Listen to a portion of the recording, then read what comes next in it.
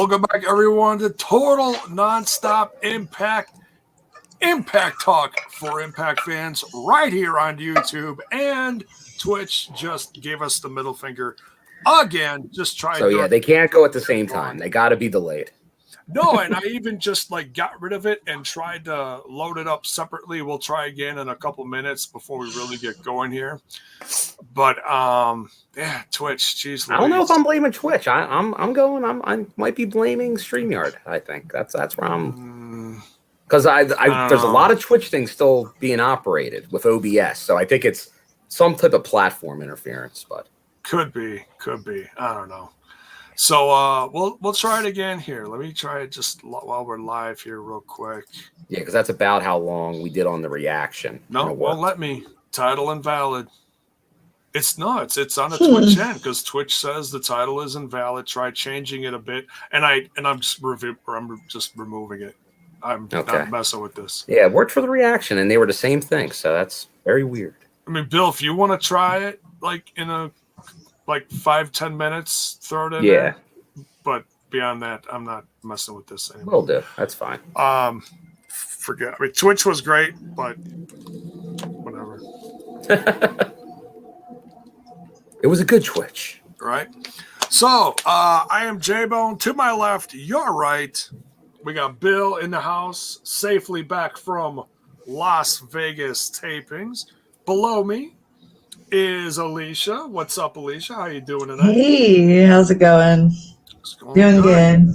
And the man from across the pond, crazy out of his mind because it's so late at night, Bison from TNI UK. Hey guys, what's up? It's good to be here. Thanks for having me. You betcha.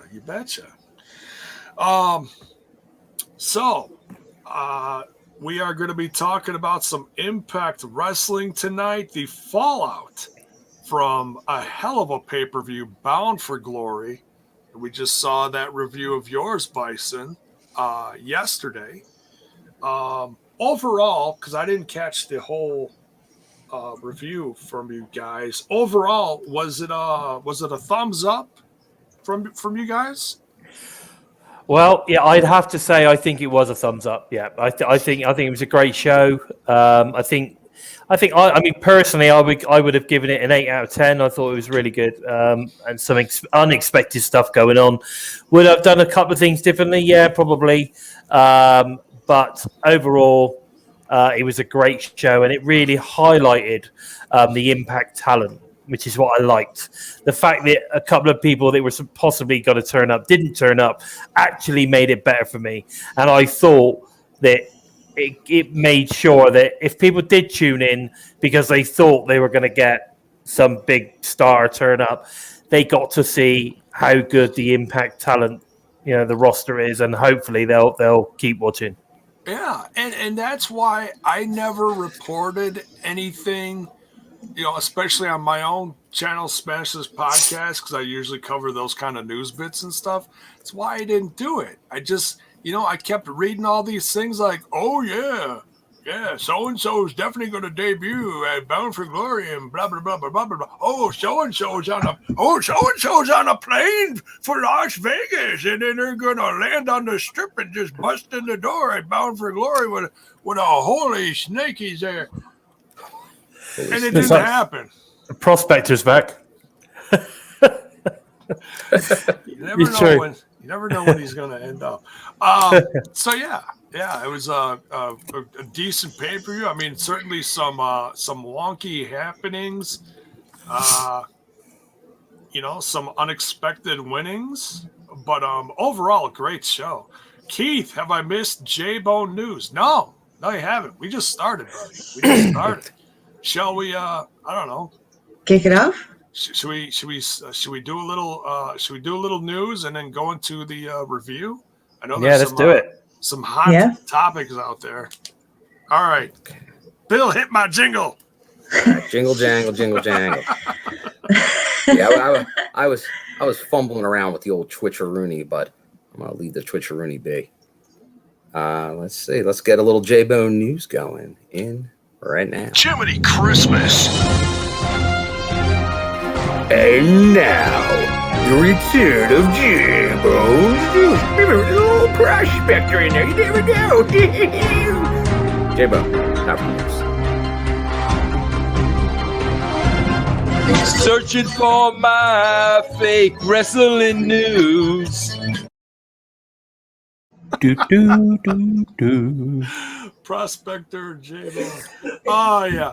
So, some big news that dropped over the last 24 hours has rocked the wrestling world. It's not Impact Wrestling related, but it affects everything long term.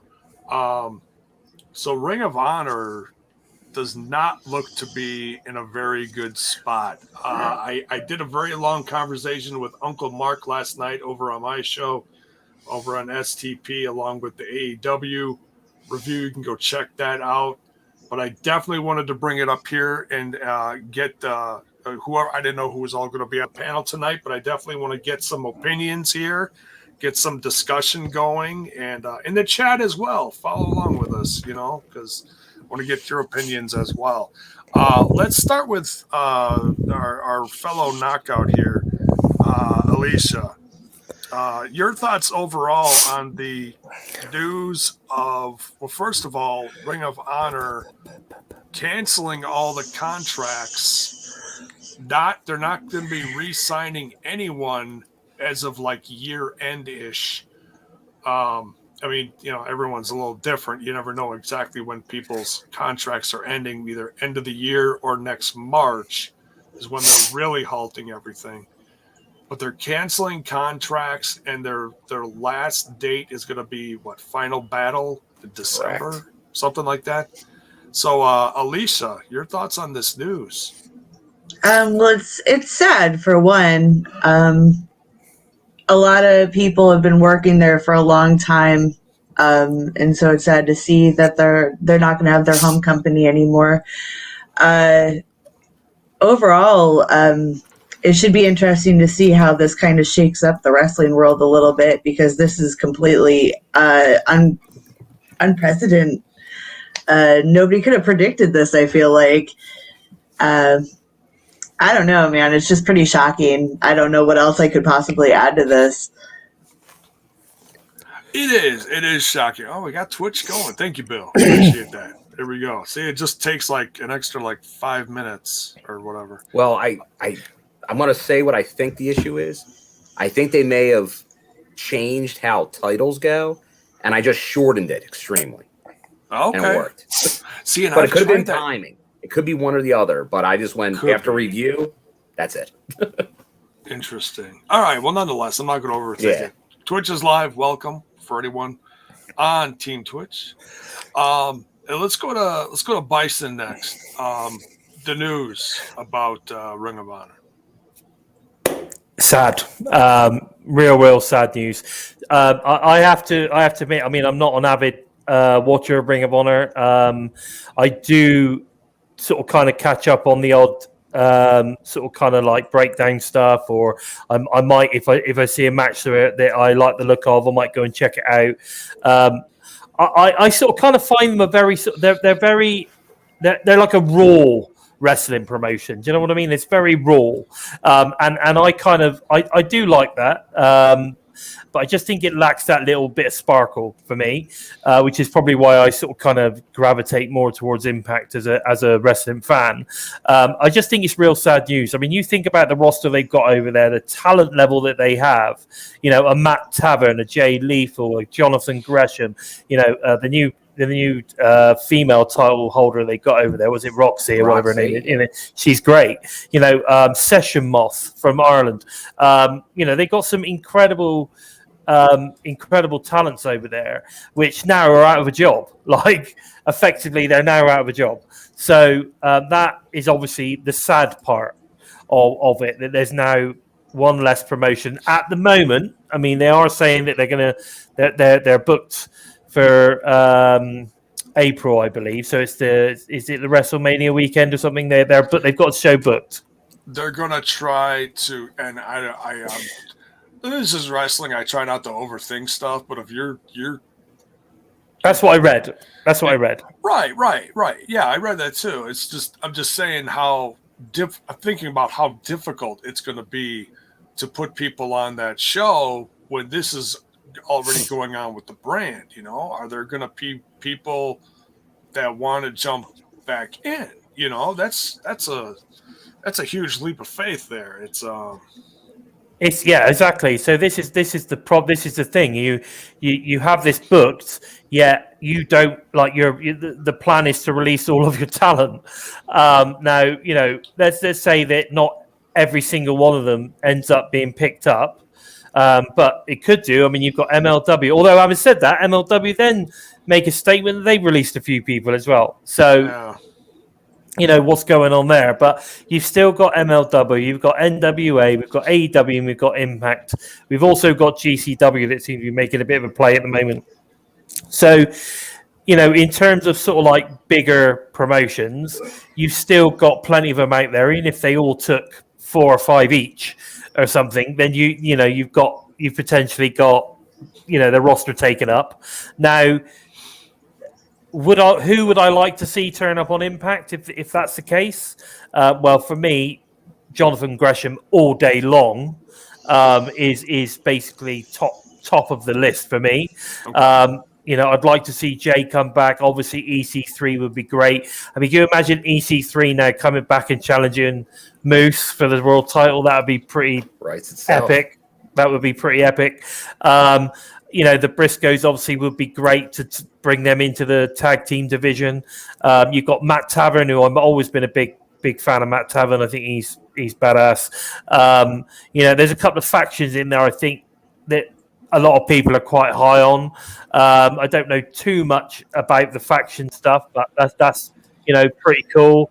If one of those factions maybe get picked up, and of course, there's some great females that have recently signed or recently been performing for Ring of Honor. So, but could this mean that, for instance, Chelsea Green decides that maybe she needs to secure herself and sign full time with Impact? Maybe. I mean, there's that too. I mean, we know that she's doing some stuff with Impact at the moment, but we don't know. I would imagine she's on like this paper appearance still. I would imagine. Yeah, she hasn't missed a taping date since Slammiversary. So now there is something I wanted to mention that was on commentary tonight. Okay, there was something on commentary tonight. D'Lo Brown said on several occasions that individuals were controlling their narrative. Right, big pick up there. He said it several times through the show about people controlling their narrative. Okay. So is that a hint? Is that a hint that we might see the return? I think so. I'll tell you, it'll be long-term storytelling. But I remember being at an indie show with EC3, Black Label Pro, and this goes back in middle of the pandemic when shows were running. And we're talking about his character and stuff and the narrative. And then I'm like, so, see an impact? See an impact long-term? He seemed pretty confident that he was going to be back in Impact long term. So, but then obviously he went to Ring of Honor, but maybe he knew that wasn't for the long haul. Maybe he was just going to do a run there while there wasn't a storyline for him until Moose got back in the picture. And now maybe. It is. So maybe it's just a natural return. It's just It's interesting to me that the new, Adam, whatever his name, Adam Scher, whatever his name is, the Titan now. Yeah. I know he didn't turn up at Bound for Glory, but he is now starting to do. He's done obviously the Control Your Narrative thing, which I said to everybody, you should watch it. It's good. Could be another D'Lo hint of Titan. Exactly. It's for free on YouTube on EC3's YouTube channel if anybody wants to see. And I think that he also is putting individual matches from the first one on there with Matt Cardona. So, but yeah, go check that out if you're interested. It's obviously filmed cinematically. Yeah, it's cool. Yeah, I'm definitely going to check that out. I like the way they narrate over the top of it, almost telling the story as to how the matches come together. I thought it was really cool the way they do that. You know, where they're talking about, you know, what they're looking to achieve and what they, you know, I thought it was good. I thought it was really good. And I tell you what, I found the guys that were stood on the balcony really funny. So I thought it was really cool. Have you seen it then, Jay? Have you seen it?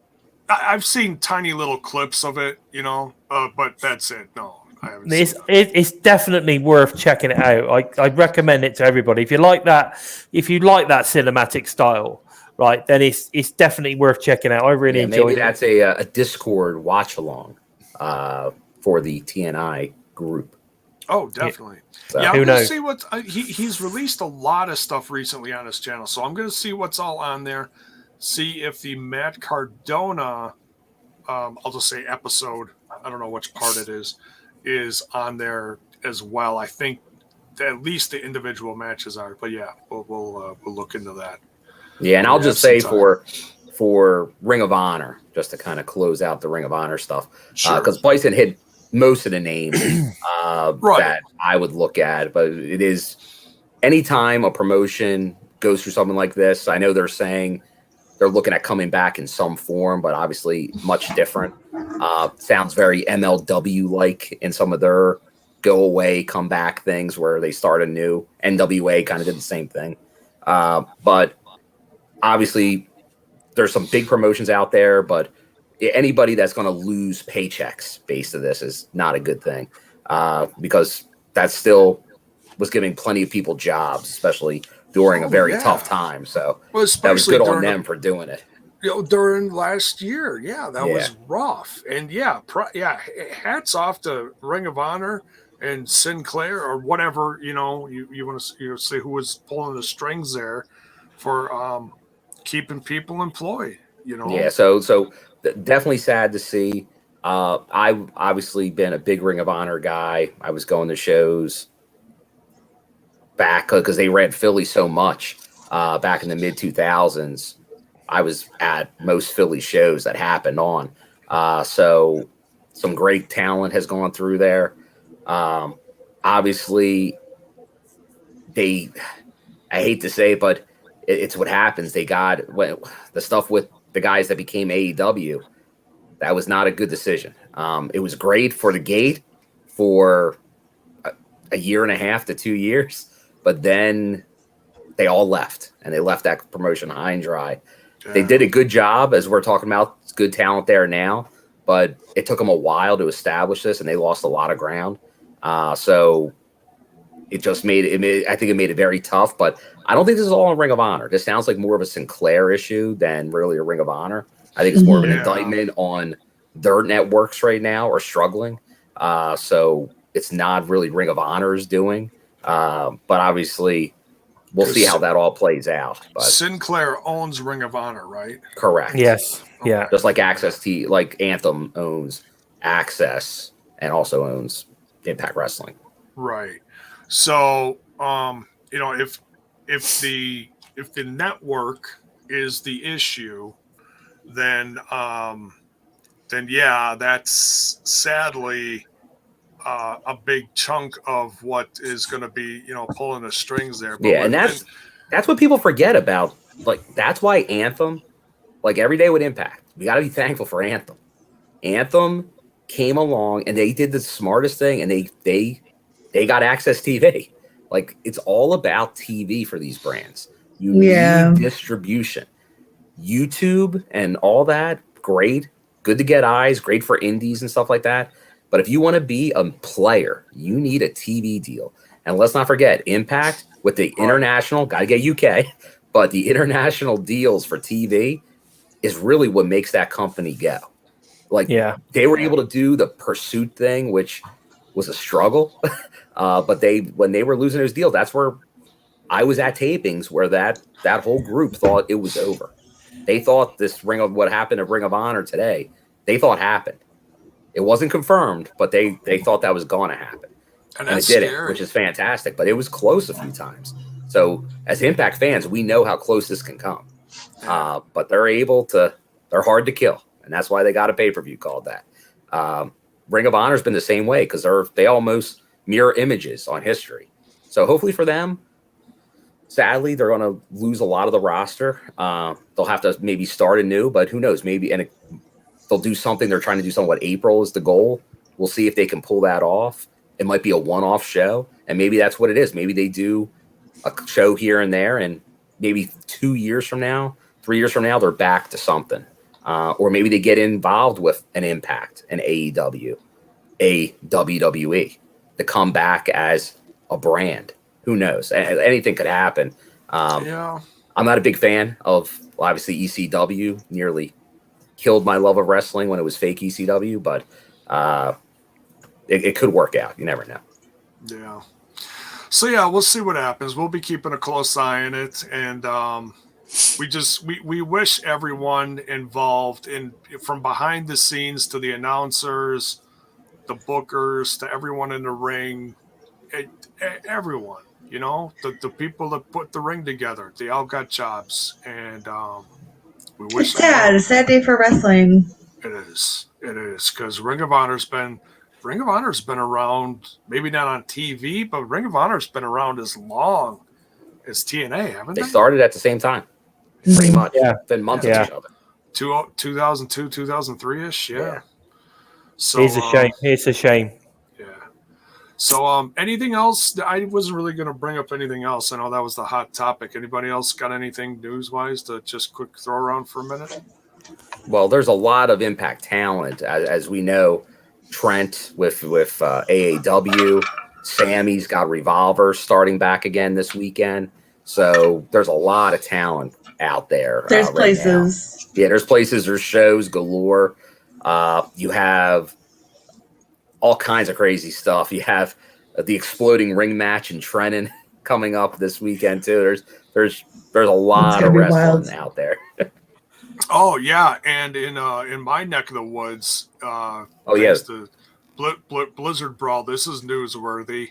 I know people have been keeping a close eye to see if the Titan Adam Shearer was going to show up Bound for Glory. Sadly, he did not, but he is making an appearance about 10 minutes away from here. Blizzard Brawl in Waukesha, Wisconsin, in December, and so he is going to, and he's, for now, that is his only appearance. He is going to be tagging with EC3 versus Rohit Raju and Jake something. Yeah, Okay. no, That's a headliner. but that's what I'm talking about. Like, and if you look at the poster right at the top, in massive, is the logo for Impact Wrestling on that poster. It's huge. Yeah. And I remember I put something on Facebook saying, "Blum, is Impact got something to do with this?" Because the logo was so massive that I thought maybe Impact had something to do with running the show. No, okay. So Blizzard Brawl, just to rewind here on Blizzard Brawl history over the last handful of years, give or take a little, used to be tied in with Tommy Dreamer's House of Hardcore. Yeah. Okay. But David Hero has always been big on bringing in Impact wrestlers. Like the last one that I went to a couple of years ago had Willie Mack, Callahan, LAX, Santana and Ortiz at that time were Impact Tag Champs. Mm-hmm. And that was also one of Morrissey's last indie shows before he checked himself into rehab and disappeared for a year. But yeah, and legends and everything. So on this show, you've got Joe Doering facing off against someone from Ohio Valley Wrestling. You got, like I said, Rohit Raju, Jake something, and D'Lo Brown is also on the show. I don't know if he's wrestling, but he is, he's going to be having his own booth, table, whatever. Serena Deeb's on there. I can't think of any of the other names, but that's it for now. But yeah, big show in the Midwest here, right out just outside Milwaukee. Tempting me, J-Bone. Hey, I would have to fly though. I did take a look. It's a little bit of a hike. I'll pick you up. I got a couch here. You can spare the hotel. I would You love can to drive. go. I would love to go to that. That's, You can stay here, save the hotel, and it's 10, 15 minutes away. Not bad. and I was telling Jay earlier, based on that, because they're going against Rohit and Jake, Impact talents. Those two travel a lot. Who could wind up back in Impact, and Titan, he's only been linked to Impact Wrestling. So that could be an all-Impact main event. If not by that time, maybe afterwards you find out the reason they were working together is because it was an Impact. Yeah, exactly. That's what I'm saying. Yeah. No, I think you're definitely sniffing up the right tree there, Bison. Yeah. That's what I'm saying. And David Hero's always brought in a lot of Impact talent. Like he brought in guys like Tommy Dreamer and Abyss for years. So they were mainstays for a long time with, storylines, little things going on. But yeah, Al Snow. So, if you're in the area, go check that out. Just look up blizzardbrawl.com, and tickets are going to go quick. I may pick up a general admission ticket. I don't know. It's tempting. It's tempting. What's the closest airport to there, Java? Timmerman. Milwaukee? Timmerman Field. Timmerman Field? All right. Yeah. If I can find a cheap flight, maybe I will go. Yeah. Just hit me up, dude. Let me know. I'll pick you up from the airport. I'll make it easy for you. Oh, Java's making it easy on me. He's just telling me I got to go. It's that Wisconsin love, baby. Hey, that's it. Because I just don't think I could squeeze in another 15 plus hour car ride each way before the year's out after this upcoming weekend. By this time tomorrow, luckily I'll be at a show, but I will have had a long day driving. Oh, no kidding. That is a long drive, Chi-Town. So, all right. Let's kick off this. We're about half an hour in. Let's kick off this review for tonight's Impact Wrestling Fallout from Bound for Glory, which was a little different. The start time for BTI, obviously on cable the same, but for YouTube different tonight.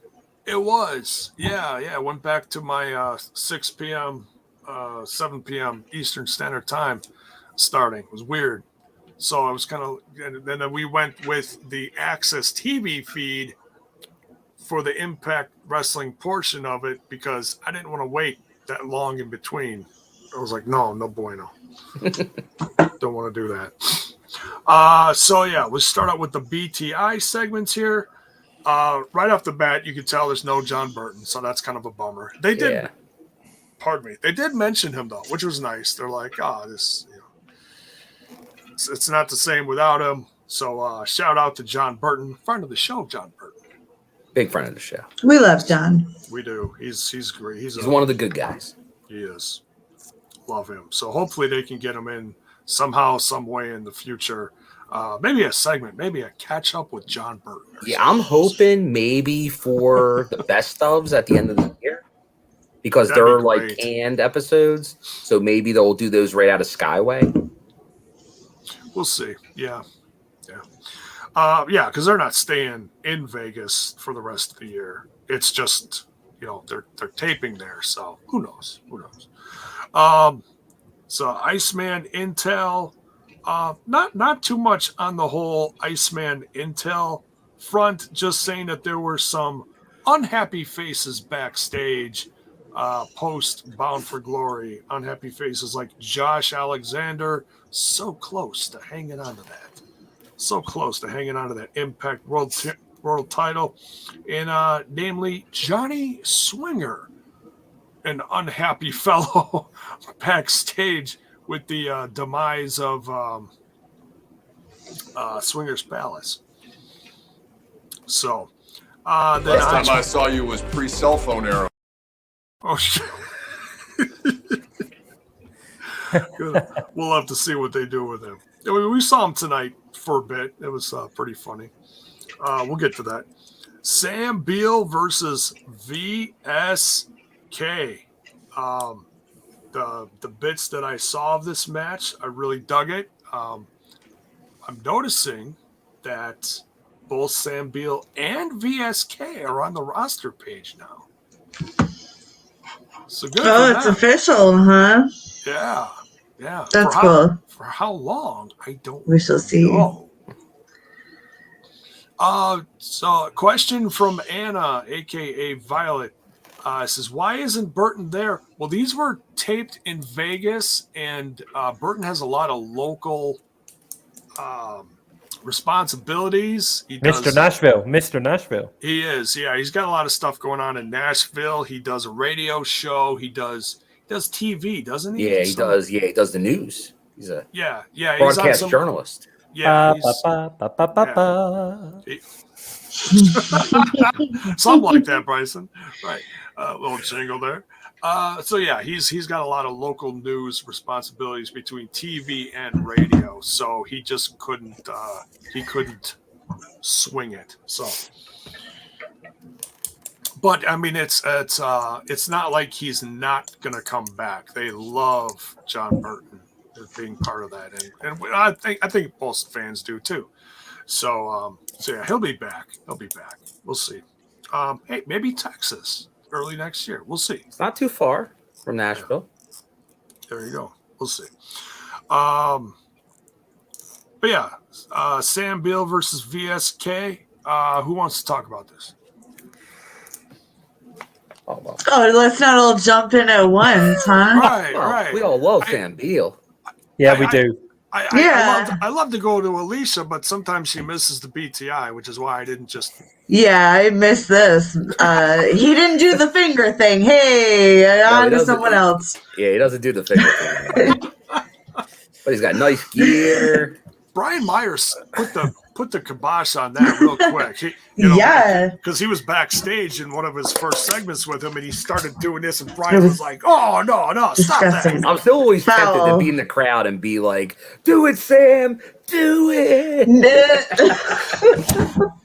No. So disgusting. Oh my god.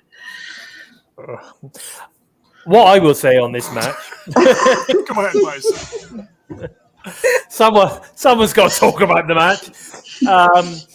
What I will say about the match was I thought it was really good, and actually it's the best match we've seen from VSK for me to date with Sam. Both of them I thought got all their offense in. I thought it was a really good to and throw, and of course the only reason Sam lost was because of shenanigans. So I think who else thinks that at some point in the next 12 months we're going to get a career versus hair match or something? Oh, like he's definitely going to get his hair chopped at some point. They can't get rid of the perm, man. I can see it happening, man. That's his trademark. Like shaved head, Sam. Oh my goodness, I don't even want to think of it. And he has to join Violent by Design. It's the rules. Well, there you go. That'd be good. Them's the rules. Like Cody. Sam Beale is not a very good note taker. I can't picture him walking around with a clipboard or notebook or whatever, walking behind Joe Doering or anyone from that crew. Eric Young, and no, I can't picture it. No, they would destroy him. They'd lock him in a cell, put him in a straitjacket, and shave his head, and that'd be the end of Sam Beale. He would just he'd have a stroke or something in prison. I've still got my notebook, and I've been taking notes here on the most professional podcaster's opinion on this. So I will. Yeah, I'm taking notes. It's going to improve my my podcasting. I don't think we'll ever see this one come true now. No, that's true. Meyer and Beale tag champs. Oh, Sam. That's cool. He had such good intentions. Pour one out for that one. Yeah, jeez. But and my thoughts on this, which during the reaction I put out there, like VSK, fine wrestler. So far, personality-wise, white toast. But we'll see if he does anything else. So far, he's getting by being, you're the guy trained by Brian Myers. So you just leaped everybody at the learning tree. So did he earn it? No. He was just put there. And he's a little cocky for being just put there. I don't know about everybody else, but I don't think a lot of people like when you have someone just thrown to the top for no reason. And let's not get over. Let's talk about the gear. Sam Beale's got the nice gear. He's got his gimmick going. ESK is coming out in a bad New York Islanders inspired Gordon's Fisherman gear. Like the worst uniform in hockey history. Are you How kidding me? dare he? You can't do Islanders, better I'm offended. It's like if you're a local guy, I get it. But at least go with the better logo for yourself. Like Myers was a Mets fan and had his Mets inspired colors, but he didn't have that horrible look. Come on, BSK. I love Alicia's reaction to that. She was like, ew. I'm a New York Rangers fan. The Islanders can go, fill in the blank. Take a long walk off a short pier. Yeah, there you go. Oh, I'm old school with the. The Islanders are still offside against the Flyers in the 70s. It's like Critical Sting is interested on how Sticky Rice is going to get his way out of the learning tree there. He needs to, and that's the thing because I look at Sam, Sticky Rice. I look at Ziggy, and he has personality, man. He's outlandish. He's got the look. I'm a big Ziggy fan. That's the thing. It's like Brian Myers. Like you're giving me VSK over Sam Beale, over Ziggy Dice, over Manny Lemons. The Zest for Life. Come on, Come man. on, man. Come on, man. All right. So there's our opinions on that. But yeah, it was a fun match. Of course. Come on, man. Get a life. There we go. There you go. Good old 40% right there. All right. Enough of that. Moose. Kicking off the main episode now. We got Moose on his way to the ring. Some cheers, some boos. Someone behind Bill trying to catch because Bill was just fainting, seeing this new champ come down to the ring. In my ass. That is a reaction. There you go. We need more Moose sound bites besides that. I think we'll get this. Actually, we'll get Simply Steve on the case. Yeah, I was going to say the scumbag, but why even bother saying that anymore? Yeah, he's on an island somewhere. He's got some good sound bites on the way, I tell you. All right. Well, we'll work on that.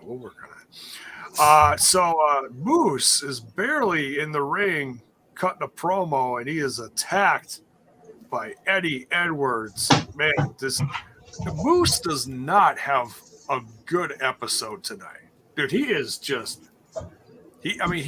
really finding out quick what it's like to be a world champ when you have everybody coming at you. Got the X on your back, man. Yeah. Yeah. Hey, also, the target got multiplied because of the way he went about getting this championship. So, lines have been crossed. Oh, yeah. Yeah, and he even brought that up in his promo. So, all right. So he's brawling with Eddie Edwards and the kendo stick, and it gets broken up by security. And props to security tonight. My goodness, did they get to work out as well? Yeah. They secured it. There was no, there was no winkers in there. They knew what these guys knew what they were doing. So he's, finally, everything's restored.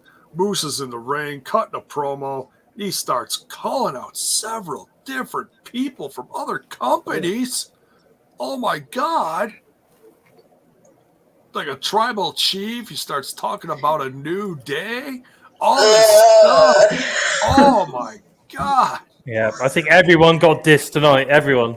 Yeah, just dissing. I mean, just this world, this new. That's our champ right there. This new world champ is on fire. He mentioned the elite and, like you say, the new day. Even the man. Yeah, he'd go after the man. Oh. The man or woman. Right?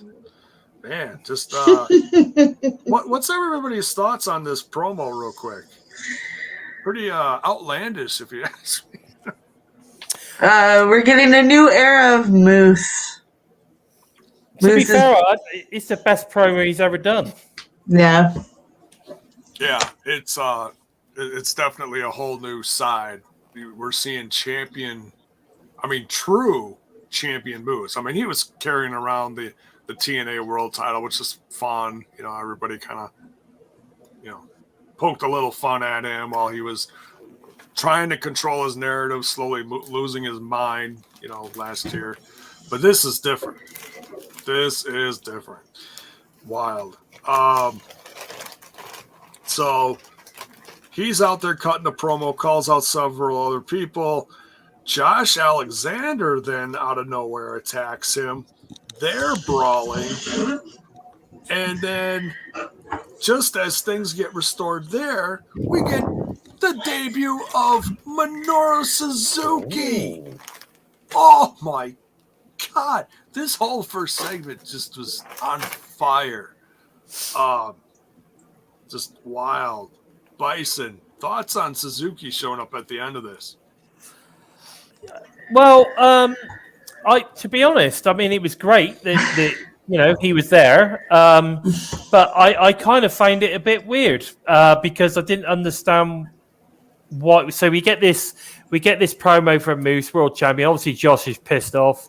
He comes out, and then Suzuki comes out and goes for Josh. Right now, okay, I get that because those two together will probably make quite a match, but I didn't understand in the context of what was going on at that moment why he was introduced at that point. Because I don't know, to me it just seemed a little bit out of place for the promo that was going on. But other than that, it's great to see the guy here. I think him and Josh is going to be, him against Josh in the next week in the 3-on-3 is going to be pretty awesome, and I'm sure we'll get a 1-on-1 at some point as well. But did anyone notice that during the attack on Moose from Josh, he clearly cut his mouth because he was bleeding from the mouth before Suzuki even came in? No, I didn't catch that. Yeah. He's, I don't know if it was a bloody nose or mouth or what. Yeah, he had a lot of blood on his lower down his face. Yeah, going down his beard and everything. Yeah, so it could have been from security trying to break things up, caught an elbow or something, or maybe Moose snuck in a stiff jab in the midst of the chaos. I don't know. Shit happens. It's wrestling. Right. Wrestling, man. It's not bad. It's not patty cake.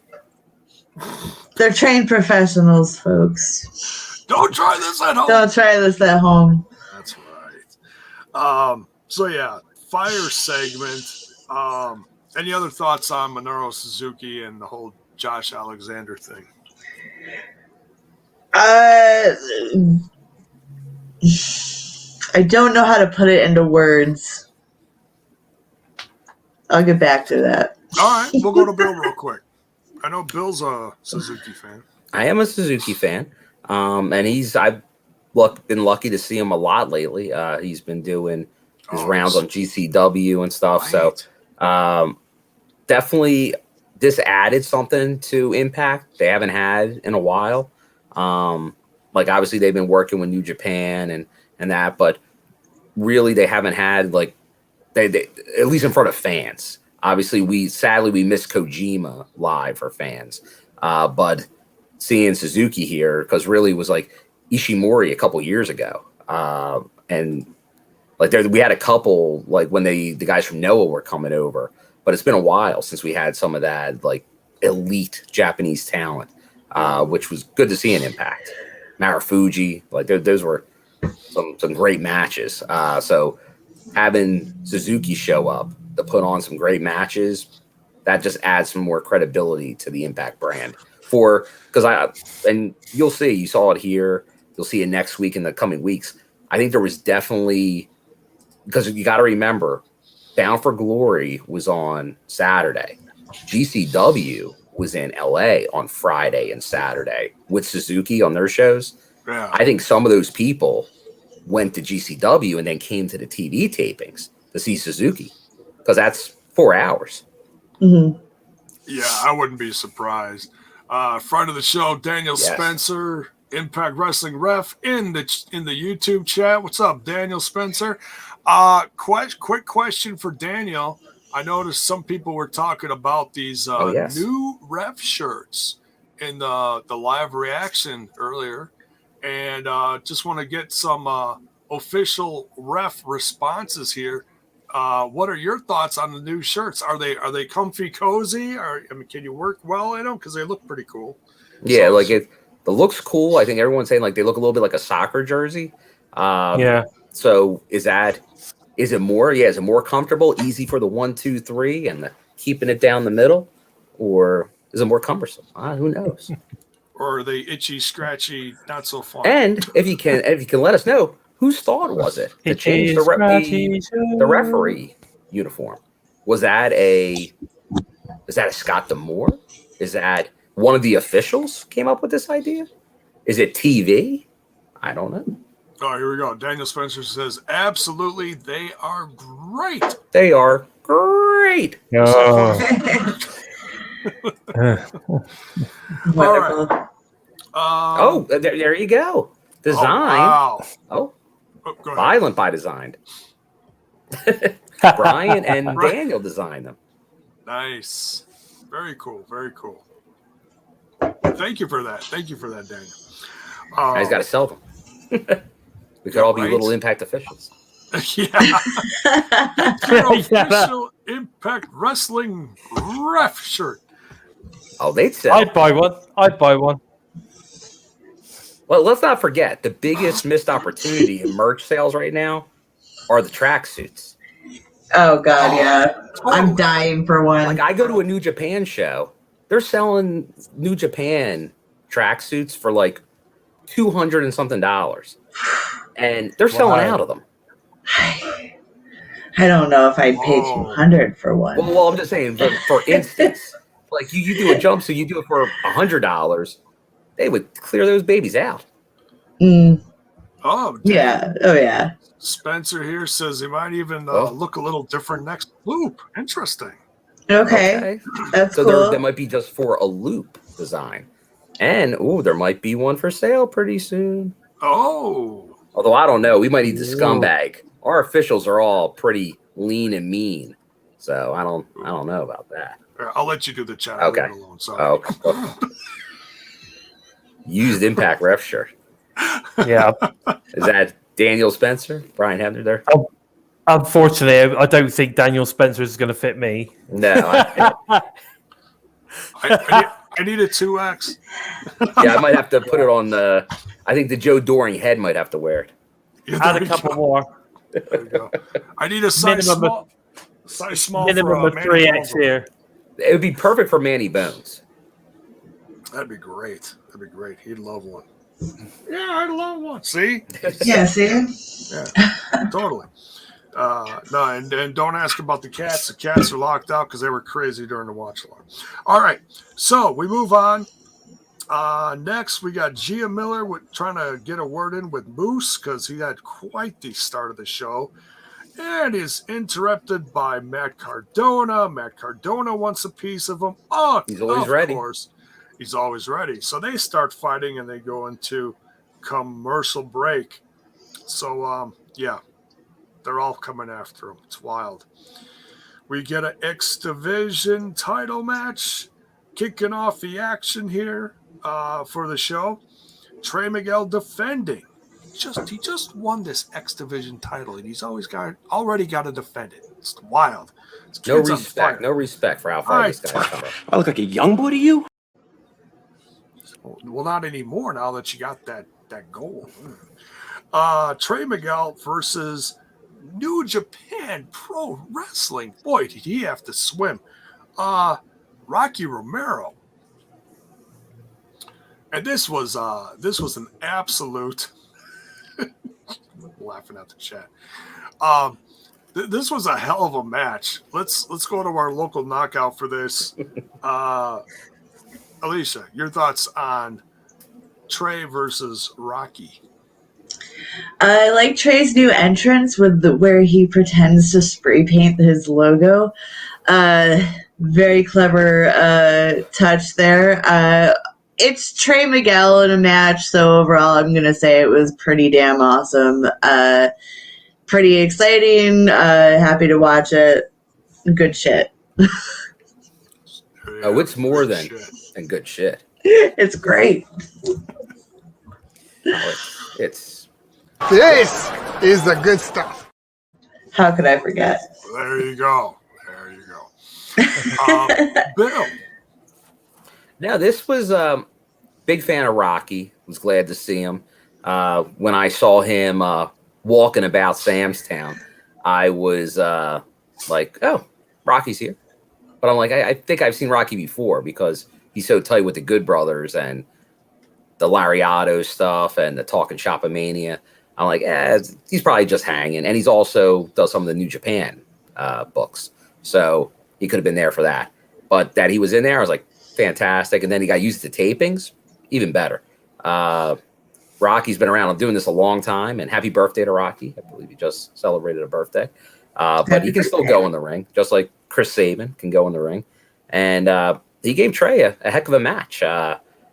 So Trey, once again, this is the evolution is something. Like when he decided to re-sign an Impact, and you kind of saw like he quickly went into that main event picture, the first Slammiversary in the pandemic, and he didn't come out victorious there, but you could see like he was kind of changing. He disassociated from the Rascals gimmick, and you kind of saw that took a while. Like you get away from it. He established that the Passion character. Thank you up north for the Passion. Because the stuff with Sammy really helped elevate him to another level. And then you see it now with the gear, the entrance, the matches he's having. He's really at the top of his game right now. And you can see why Ace Austin, Trey Miguel, these young guys, they're really pushing. Like you have your established stars, especially after Bound for Glory. Like you got name champions people know, but they're also putting out these names that if you don't know them yet, they want you to know real soon. Yeah, that are going to be stars in this company. I agree. Well, Mayor here saying Rocky started wrestling when he was 14. That's young. Yeah, a lot of them are young. Rich Swann was 16. There's a lot of youngsters out there, man. Because they really start training. Like they might be doing the backyard stuff because it's tough to legally wrestle at that young of age. But you're doing something, and then usually about 16 you can start legally doing it. Yeah. Yeah, with some kind of consent or whatever. But yeah, man, it's so good to see Rocky Romero part of this. I don't know how long he's sticking around. Certainly he's, we're in his neck of the woods, being on the west, close to the West Coast. Opens up options for some new people for sure. Well, sure. Yeah. And, doing X Division stuff, that certainly is his style. And yeah, Rocky gave him a hell of a match. Bison, talk about this match. Great match. I'm a massive Trey Miguel fan. Funnily enough, he's actually blocked me on Twitter. I no idea why that is. I've obviously upset him. Something I've said, possibly. I don't know. But I think he's fantastic. I forgive you, Trey, if you're watching the show. I get it. I'm a big bad Bison, so I get it. But listen, I think you're a fantastic wrestler, and you've got one hell of a future ahead of you. This match, I thought was just awesome. You had Trey coming out like an absolute Speedy Gonzalez, funny enough, and then you've got some of the incredible sort of kind of counter stuff coming from Rocky Romero as well, which is really cool. And then it sort of kind of switched around a little bit, and you see Trey was selling really, really well, and then all of a sudden he comes back for that win at the end, and thoroughly deserved. And I think this is definitely going to be the era of Trey Miguel on the X Division. So hopefully we're going to get at least, a good 6 or 7, maybe 8 or 9, defenses before he loses. But I think this is going to be a nice run for him, and kudos because I think he's great. So yeah. Well, yeah, and look, and don't take it too hard about the whole, Twitter box thing. Maybe he just looked at your page because he saw you talking about some Impact stuff, and he said, "What a scumbag!" he probably did. He probably did. Or you never know. There, I know there's ones if you like tag people or if you stuff like that. There's just ones that just automatically like, oh, I don't want you. Like, and there's like a lot of face wrestlers I know that don't like that. It's like, why'd you tag me? Didn't you have that happen, J-Bone too? It's like, why'd you at me or whatever?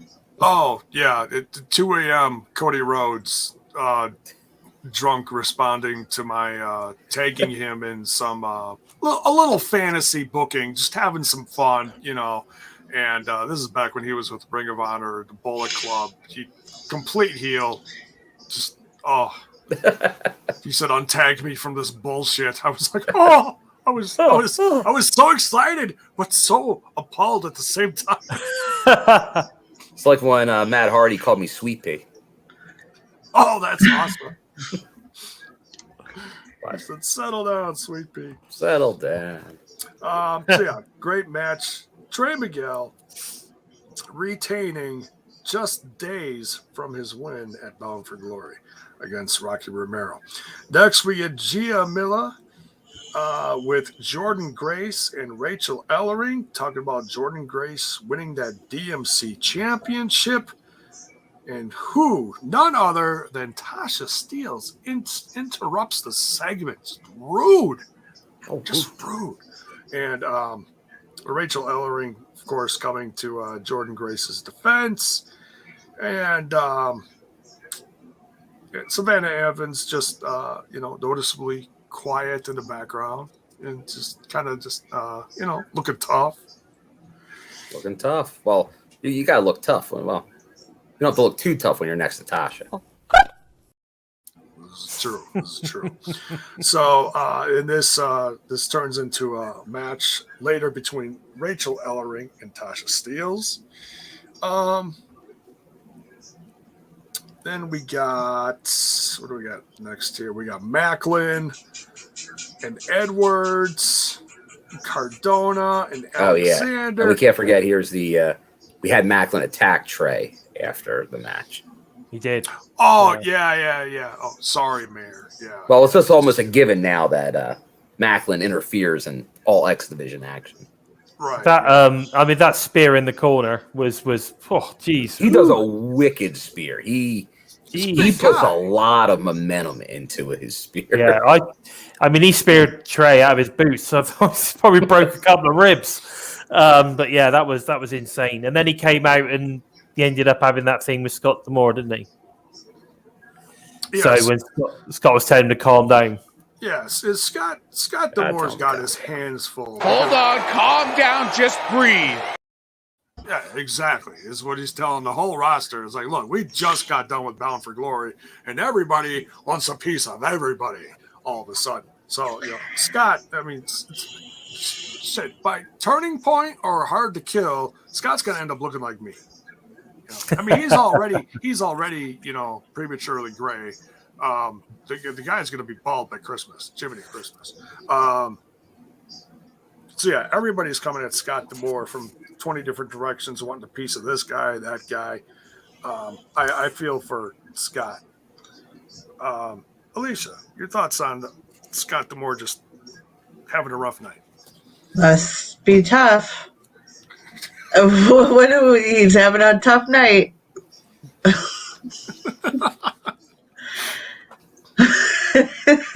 This is true. All right, next we got Tasha Steelz. Hold on, J-Bone. What are you talking about, J-Bone? You had the tough night. I didn't have the tough night. I had a great night. Great show. Everybody loved it. What's wrong with I'm the boss. I'm the boss. All right, Coach. Settle down there. I'm the coach. Team Canada forever. Bye-bye. Thank you, Scott D'Amore. Appreciate that. But Oh, you the know, coach. I noticed with that micro brawler, they didn't really get his hair color right on that one. Well, that's Team Canada era. Yeah, that's That's a like throwback. from like 20 years ago, right? Oh, settle down, J-Boat. This is the coach you're talking about. No, I love the coach. He's coach is doing a great job. All right, we continue. Tasha Steelz versus Rachael Ellering. Savannah Evans, of course, in Tasha Steelz' corner. Jordynne Grace with her DMC championship in the corner of Rachael Ellering. Rachael Ellering starting out this match, turning it into a slobber knocker right away. Just crazy good. Bison, let's get your thoughts on this one. Well, I'm a Rachael Ellering fan, so I was pleased with this match. I think she's really starting to come into her own. I think when she first came in, people are a little bit unsure. I've always been pretty high on Rachael, so I'm pretty pleased to see how well she's doing now. I think Knockouts Knockdown really did her a favor with that match that she had with Mercedes Martinez, which was that was gold.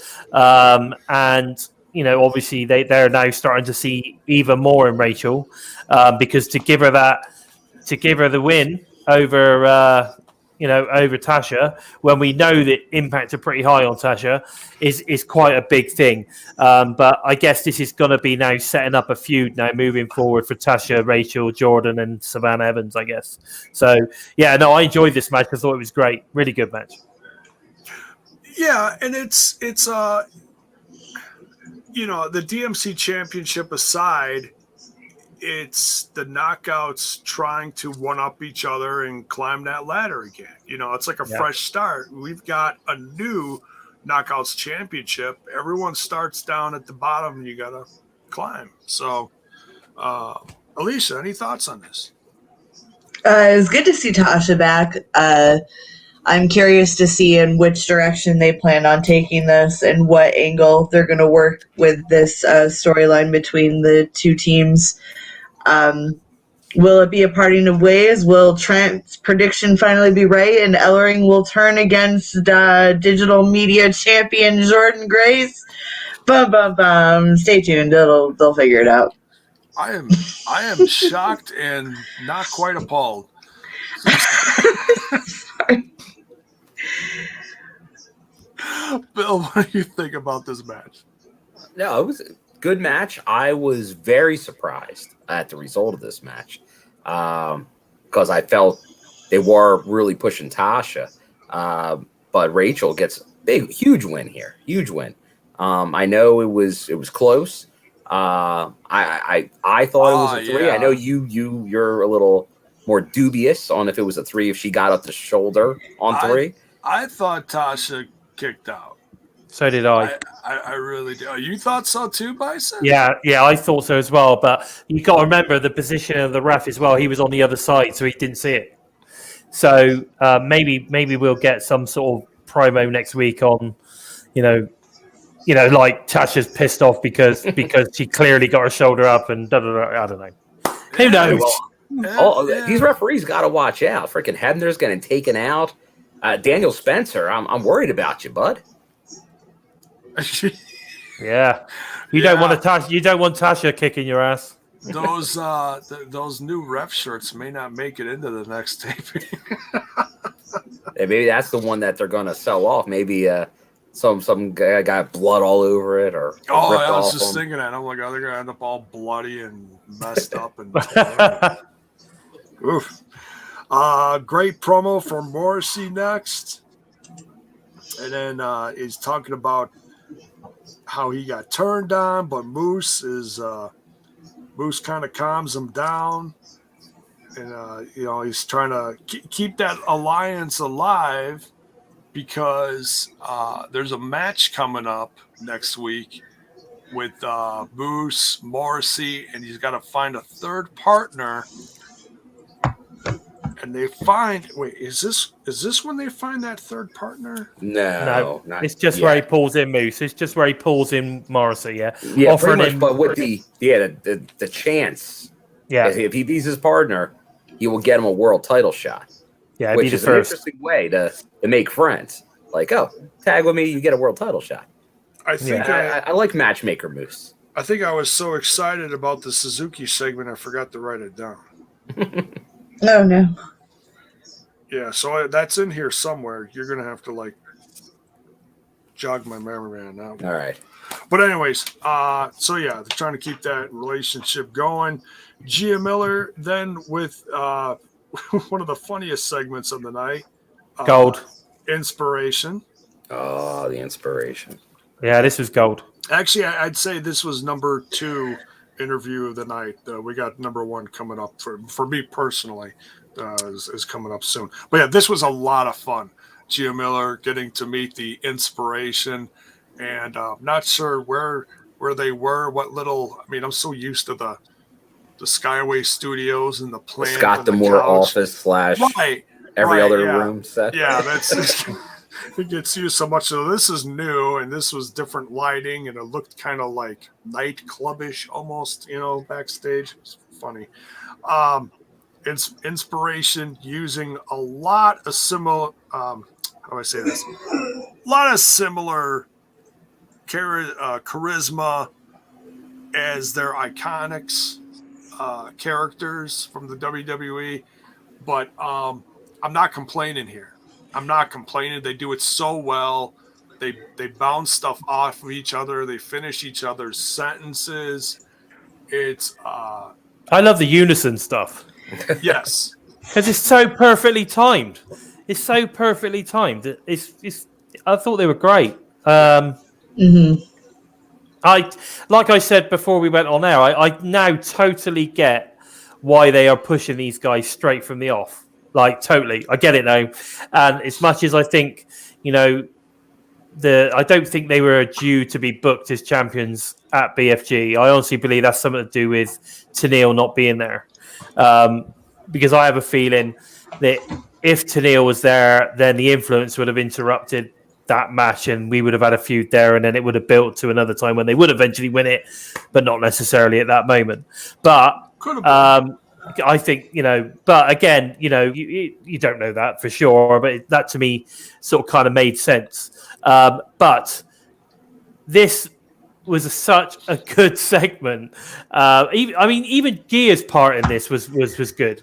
Like the way that she reacted to them and the way that she put the questions to them was just really clever. And I really liked it. I love the whole, would you like a water? I loved all of that sort of stuff. It was good. And the way their persona changed. So they got that, you got that sort of kind of like very like inspirational thing going on. And then right as she left, it was like, ooh, kind of attitude, They just completely, Two-Face. They completely changed. I liked it. It was great. Yeah. Very, very, very sassy. Mean Girls. Yeah, exactly. Almost Mean Girls. Yeah. Alicia, any other thoughts on this? No, I'm just happy that they're here. I feel like their act is very impact appropriate. And it aligns very well with the character acting that's kind of required for our team. So, it's a good place, and I have no complaints that they went right to the top. Yeah, and it also brings some international flavor as well. It does, and people don't really, I think, realize that these two have been wrestling before WWE, and they've been a team since day one, since training. So it's good to know that that's why they're so good at what they do. They're in tandem with each other. Yeah, great bond. Bond. Bill, any thoughts on this? No, I'm with everyone on this. Where, like I said, I thought I didn't think they'd win at BFG. Same reason with Bison. I saw Tenille playing a part in it and the influence, but I would have still possibly a turning point, definitely before the year was out, put the titles on them because I knew they would have influence and inspiration to the masses because they're such an overact. There's a reason you will push them hard. And like, I know a lot of people the hot-shotting idea doesn't interest a lot of people. And I'm not a fan of hot-shotting either, but this isn't the world title. This isn't the X Division title even. This is a title that just got brought back. You got to establish tag teams so you can hot potato the title. To establish a division, you probably make at least 4 champions a year with this title. And then you have people going after it that have some credibility. Because you can always throw Jordynne and Rachael, they're former champions, into a match to make it credible competitors to them at any point, if you like. You got Decay, very credible competitors. And who knows, like, you got the Undead Bridesmaids now. You got there's more of a Knockouts tag division forming around us, and I know a lot of people were questioning that after Fi and Flava broke up. So I think it was the right call here. Like I said, I was going to do it. I wouldn't have done it right off the bat, but that they did it, I'm not going to question it. I think they got buzz off of that, and it's working. So, right call. Yeah, and I like a shake up. I've said that in all the years I've been podcasting. I like a good shake up. You know, whenever it's you assume so and so is going to win, and you think everything's predictable, and then they do something like this, and it's like, whoa, we got to do Knockouts World Champion, we got to do Tag Champs, we got to do X Division, all these different things, World Champion, and then of course they do DMC. Across the board, all new stuff. It's just refreshing, especially in a time when people are talking about relationships between companies are on the demise, and I'm not going to overthink that. I think it's more, all right, let's hit the pause button on this. We bring the championship back where it belongs. There's no reason why they couldn't pick that up down the road somewhere where Tony says, all right, well, let's do something in the future. I think they built a great what's the word I'm looking for? Repertoire? Yeah, that's it. Yeah, thank you, Alicia. Michael Rappaport? Michael Rapp. Yeah, he's the one who invented that, right? Anyways, it's Bison's favorite actor.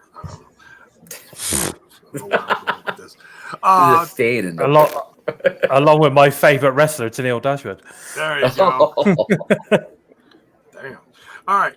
So up next here we got Violent by Design coming out to the ring in support of Joe Dory versus Heath with Rhino. We knew this one was just going to be a bangorama of sorts. And, oh my God, there he is next to me. He's so scared. Stop that, Joe! Stop that! What the? Joe's in the house. Joe, you got a booger. Lies, Bone Man. Oh man. Stop it. I'm scared. Heath, you're what's for dinner? Yeah, see, even his own webcam was like, nope. Did anybody else see that? Yeah. I'm leaving. Bye, Joe. See you, Joe. Nice to see you. Is Joe a little ripped there? Is there? Joe's ripped. Don't you question me, Joe being ripped. Oh man, that's Travel Joe. So he's been through a bit. Yeah, the Travel Joe gets beat up a little bit. Yeah, but this was a match that featured fake wrestling news, J-Bone. Was it fake wrestling news? Oh, baby! Because I believe there were spoilers out there. People were putting that Heath defeated Joe Doering. And any respectable wrestling fan would know that's not a possibility in the world that Heath would beat Joe Doering. So that was fake wrestling news, J-Bone. Well, Yeah, That's what happens when you look at spoilers. So people don't put spoilers out there, especially when you don't know the results to a show. Yeah. This was that was an assumption. Yeah, this was clearly a no contest. Well, they probably thought. I'm trying to think like who rolled in the ring first. It would have been Rhino threw. He rolled Diener into the ring and then started beating him up inside the ring. Right, and then Daniel Spencer lost control and threw it out. Yeah. Right. Because they never interfered with Doering or Heath, but they stayed in there too long, so he threw it out. Right. And if Daniel Spencer's still here, he can officially say if that was a no contest. That's true. Was Daniel Spencer? No, he's not saying anything. He's not saying anything. He was. If he won't make it official, I'll make it official. It was a no contest. And just for all of you spoiler addicts out there, if you're going to spoil it, get it right. Longing for that fake wrestling news. Don't believe anything that you read on the internet.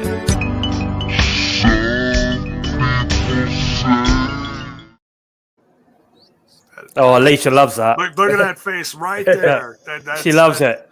That is the most brutally honest reaction to that video we could possibly get. That Alicia is not. It just hurts my soul. Hurts it. Ugh. Fake news hurts my soul. It brought Joe Dory back. See, it's pure evil. It's so bad. It's so bad. Meltzer just, puts a frown on everyone's face. Oh, God. Hey, look who it is. David Panzer. Hey, David Panzer, what's up? She's not. I'm reading. I'm sorry. I'm just reading the comments. I told it was Meltzer putting you to sleep. It's the angle that I'm looking at. Sorry. She's not going for the most bored panelist. It's just my face. Sorry. She has horrible posture. Give her a break, all right? She's horrible. Yeah, horrible posture. Wait, J-Bone. We didn't do it during the segment, but show us your good posture. Inspire us with your posture. In my most professional podcasting opinion, I have lovely posture. But you're not doing the inspirational posture. Oh, there you go. There you go. I don't pull it off as well as the ladies do, but hurts. I still say it's a Three Amigos homage. Love it. There you go. It's a bit of an homage to the three of them, of course. It's a little dated. We're aging ourselves here. Oh, just a little. If you know what yeah, that too. Or I'm reading the comments on my phone that is down below me because I can't see them on the screen because I don't have my glasses on. Sorry. Alicia is always 100% sober. She is never stoned out of her mind. Oh, no, I've never baked like a cake. That's not my style. That's not her nickname. Baked like a cake. That's... Is that where the cakey comes in? Baked like a cake? I used to, we talked about this forever ago. I used to bake cakes. Bake cakes. Like, custom cool. Yeah, special cakes. No, I used to just do custom fancy design cakes and stuff. Oh, like Cake Boss. Yeah, not as good, but yes. I got real creative with frosting. Oh, wow. Alicia Buddy Cakey. Is that what the B stands for? B. It's supposed to be as B as in B-E. Okay. Not the bug, but just B-E, like B. Oh, okay. And my middle initial is B, so. B, as in Alicia is, or R, or Never mind. But yeah. Okay. There. All right. Let's. Give me the ship. You guys are always falling off track. Delaying up the review. Keep ass Phil so his David Penzer a drink. All right. It's all out of love. All right. I love Dave. You pick the night. I guess either one of the bars or the Fridays. The drink is on me. There we go. Let's see, what is it? It's a Saturday, Sunday, Monday. So I'll be there all the day. So let me know. We'll make it happen. All right. You gotta have pool. What's that? Poolside Penzer. Gotta have a vodka with Penzer. There we go. There you go. I will say this: David Penzer, after the tapings, he's like Superman going into the phone booth. Like he's got his suit on. Like he leaves ringside, he suddenly appears outside of the venue, and he's like ready to be poolside. It's like, wow, that guy he changes quicker than anything I've ever seen. Wow. Oh, all right. See, David Penzer. See, now I found he was in Fridays every night. I will be at Fridays then, because I will be honest. After the shows, most nights, I either grabbed something to eat real quick or went to sleep. I stayed on East Coast time, so I was not hanging out late. So I will make it more of a mission to hang out later. And plus, I'm not coming back to work next time because it's Thanksgiving week. So I can stay up and get on a bad time zone clock. There you go. Now everybody's going to go to Friday. Hey. Well, it's like the Ale House was down at the Orlando. Everybody knew it. It's the worst, best kept secret. There you go. There you go. After party, baby. So yeah, no contest for this match. Out of control. Spencer throws it out. And Eric Young, shockingly, is back, baby. He is awesome. 100%, because he was telling Rhino, no, you can't hit me. I got the knee. I got that knee thing going on. And then all of a sudden he's just whooping the snot out of people. So yeah, and he gives a driver to Heath, one of the most devastating drivers in this company. Proud as a peacock. And that too. Thank you. So yeah, good to see Eric Young back, 100%. He really didn't miss a lot of time. Not really. I mean, he's been in the managerial position for a while, so he's been on TV every week, basically. He has, yeah. He just hasn't been doing the physical stuff. But now that he's back to doing that, the world is right again. No, it is great because, like, we've been able to hear him on and he's been able to walk out with VBD to add that dimension and the menace. Mm-hmm. So we never really did miss the character. But now when he was, like, you can see him interact in the ring and get physical, we were popping. And we were even popping again during the reaction. It's like, yeah, EY's back. Now, the only thing that even makes me think more is, like, great EY's back, but, man, Sammy not being there. And Sammy, his character, he can do the ICU stuff. I hope it starts getting, like, I hope we just don't wait this whole time because Sammy's going to be out a while. Like, I don't want Sammy just to be, like, gone for this whole time. I hope they can start finding a way for him to interact with the show again while he's getting healthy. I have to say, though, I think it's quite cool that we're not seeing Sammy at the moment. It sort of kind of makes us miss him. So when he does come back, it's going to be a massive, like, yeah, Sammy's back. You could. It'd be a big moment. But it's just that could be a long time. I don't want him to feel forgotten. Yeah, sure. Yeah, I get that. Oh, yeah. So yeah, driver to Heath ends the segment. Eric Young is back to 100%. Then we get a segment backstage with the Good Brothers and Finn Juice exchanging pleasantries. Finn Juice wanting a shot at Good Brothers, and the Good Brothers are like, no, I don't think so. So yeah, we'll see what's going on. I mean, they faced off before, so I feel like I want to see something fresh. I'm not going to completely crap on this, but I am glad that Finn Juice is in there. Any thoughts on this, guys? I've enjoyed it. This is obviously the biggest New Japan storyline they've had going this whole time.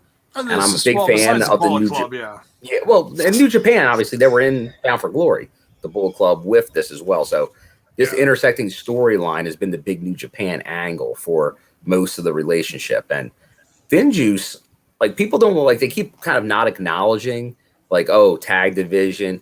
Finn Juice has been on almost every show. Like, they're practically roster members. I know they're New Japan, but they're legitimately at every set of tapings. Well, they're actually on the roster page, and they've been on there this whole time. And they make a good point. It's like one-on-one, like as a team, they've not beaten Finn Juice, the Good Brothers. Yeah, that's just true. That is the point they made. So there is something there. And I like Finn Juice. I think Juice Robinson, very underrated. Finley's good as well. But I think you have to see Juice live to really appreciate him, because he's really like a throwback. Like, he's interacting with the crowd on everything, on tags. Like, he's just yapping the whole match. his charisma is through the roof. Yeah. Everywhere I've seen him. Yeah, he is. Yeah. And even back when he was in NXT, and this goes way, way back to the beginning of when NXT was like it's really its own brand thing. Man, I could tell this guy's charisma was through the roof, or maybe his gimmick wasn't exactly over, but yeah. So when he finally got the chance to break loose and really become his own thing in New Japan, yeah, he set the world on fire. Yeah, I think a lot of Impact fans, because the Bullet Club, other than Chris Bay, is not Impact talent along with Finn Juice. And a lot of times people don't consider the Good Brothers Impact talent, which is crazy, because of all their AEW appearances. They kind of dismiss this without looking at how much they are on the show and how quality the matches have been. Yeah. Like, it seems like they're always an underrated match on the card because people aren't looking to it. But they always put on good matches. Yeah. So yeah, we'll see what happens with this tag division. Obviously, it's I think it needs a little bit of a shake-up, but we'll see what they do with it over the next few weeks. Gia Miller in a segment, then backstage with the Demon. Yeah. The Demon, not Gene Simmons, the Demon. Better than Gene Simmons. Yeah, right. All right. That's your opinion. But Dale, come on. Dale, what's his name? Dale Tort? Dale Torborg. Okay, see, that's often I think about him. I'm sorry. But no, it's quite the spectacle here. I mean, the guy looks like he's 9 feet tall.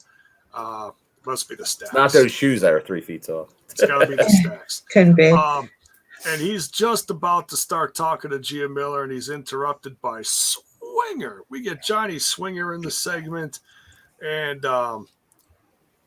this is, for me, this was like the best segment of the whole night. Yeah, it was really good. I popped for this, it's like, okay, because I'm not gonna lie, I was worried about Swinger not going to Vegas, and he's still here. Look, look, Alicia, your cat's even. Oh no, he just ran away. Yeah. Your cat was excited for Swinger. And I want my pizzles back. Oh, well, the Demon is a very sober guy. Well, actually, Gene Simmons is a very sober guy. But anyways, so yeah, let's. Anyone want to talk about the Demon? Well, as a Kiss fan, I think it's awesome to see the Demon. I have to say, he was rocking all day and rocking all night, I'm sure, while he was in Vegas. And he's definitely on stilts, or platforms at least. But did anyone catch in the middle of Swinger's promo where he prodded the Demon? He went, ow. Yeah. Anyone catch that? He's got spikes on his shoulders. Yeah. Right. Yeah. He prodded him, went, ow, and then carried on. I thought that was really cool. I thought that was funny. Yeah, no, I mean, I don't know. I don't know what we're going to get from the Demon, but like you said, he heard that Impact Wrestling is a place for demons. Yeah. And then Decay shows up. Of course, yeah. Right. So, I don't know whether he's going to be, sort of inserted into that in some way or what. I don't know. Yeah, interesting to see how that panned out. It was good. Mayor, you beat me to it, because the Swinger's next line is, hey, I got no time for the Dungeon of Doom, or however he said it. Yeah, no time for the Dungeon of Doom, Daddy. It's so if we get no spoilers, Bill, but I'm kind of hoping we get a DK/Demon tag match versus Swinger, Hernandez, and I don't know, someone else of their picking. You guys swing? Who knows? Could be anyone. Does the Demon? Who knows? But once again, he brought the charisma of the Palace to this interview. So the Swingman has not lost it, and I will confirm at the Titanium Bowling, I was on Team Swinger. Nice. Oh, nice. How'd that go? It was great, man. The Swingman can bowl, man. Although in the lane next to us, Cody Diener, very good bowler as well. But at the end, he had a tough first game because he's got a little bit of a little wrist injury. But second game came out great. Friend of the show, I believe, talent that's been on the most as a guest, Rohit Raju, was very good. He bowled like a 160 something in the second game. So that's a that's a nice score right there. So Rohit, he can throw some balls. He's got the balls, Bison.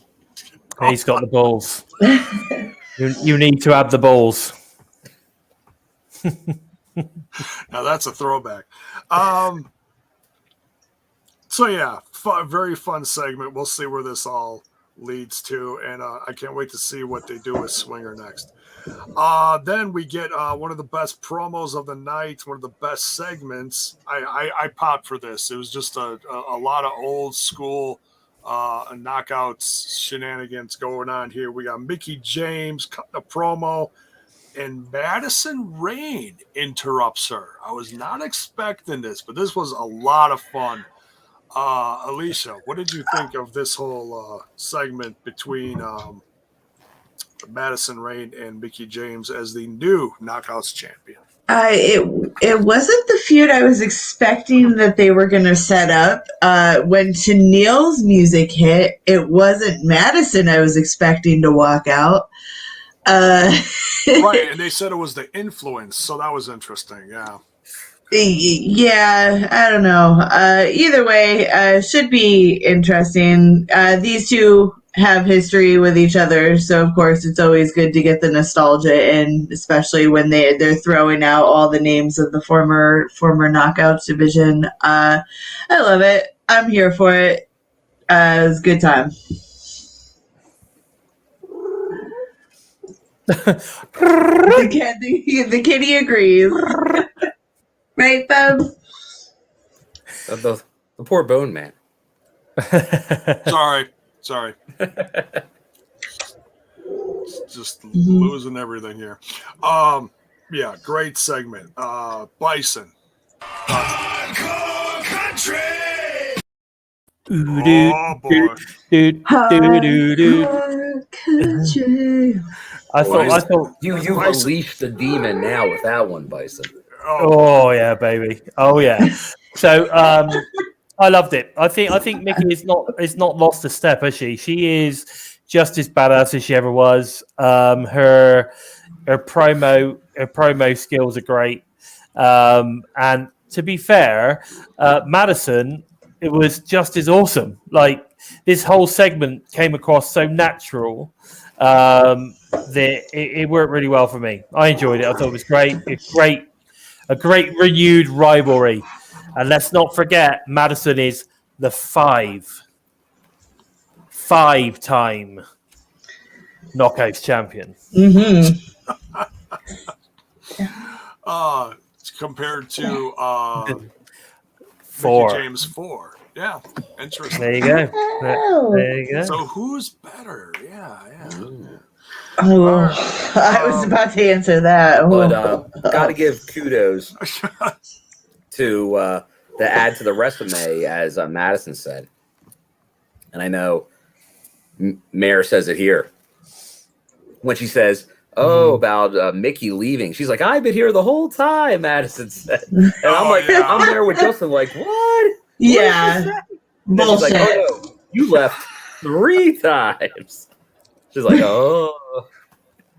That's an interesting stat from Critical Sting. I didn't know that. Is that true? What? What's that? Move it, cat. I can't read. Oh, Madison is the last graduate of the Heart Dungeon? I thought, That's cool. That is cool if that's true. I thought Tyson Kidd was. Oh, whatever. Yeah, if that's true, I've never heard that either. That's a little known fact. That's true. There you go. Oh, wait. Is that one of those things that Madison put out there? Oh, she may have. She may have. Yeah. Is that heel? Is that heel stuff right there? That was when she came back, like within the last couple of years. She started doing all that stuff where she was. She's the locker room leader. She's the locker room lead. Yeah, the queen bee and all. Yeah, that's she wasn't. She's There you go. Missed the joke. That's what I figured. I'm like, but I like it. It's a good joke. Get it now. I get it now. Got us. So Critical Sting says that's Callis used to say.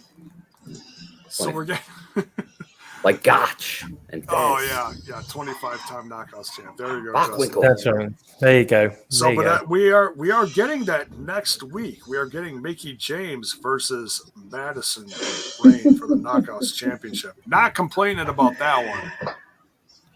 Of course. No, that's going to be great. That's going to be a great match.